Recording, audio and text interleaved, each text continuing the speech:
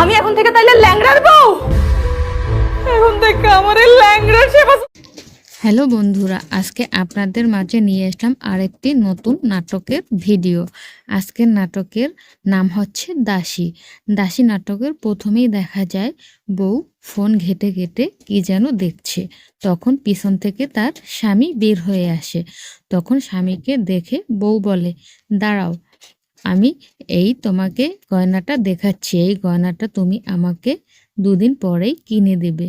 তখন স্বামী বলে, এমনিতেই আমার দোকানে খুলতে লেট হয়ে গেছে, আবার পিছন থেকে ডাকলা।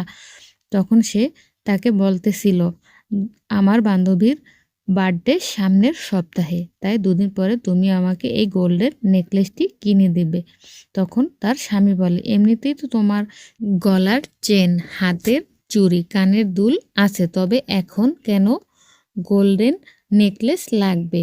আমি তোমাকে পরে সব কিছু কিনে দিব। তখন বউ বলে, না, আমি এই চেন পরে আমার বান্ধবীর বার্থডেতে যেতে পারবো না, তাহলে তারা আমাকে ভিখারির বউ বলবে।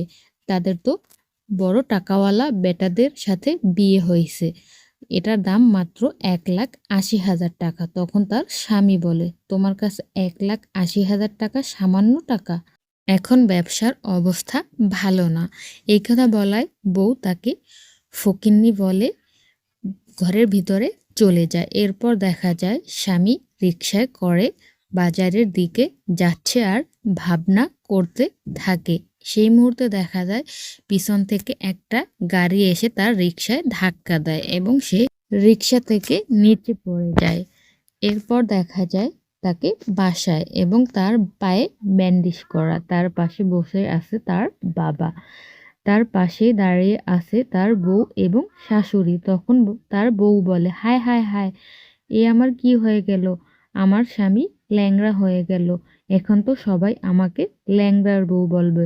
আমি এই ল্যাংড়া স্বামীর কোনো সেবা শুশ্রূষা করতে পারবো না। পাশ থেকে তার মাও বলছিল, হ্যাঁ, আমার মেয়ে এই ল্যাংড়া জামাইয়ের কোনো সেবা করতে পারবে না।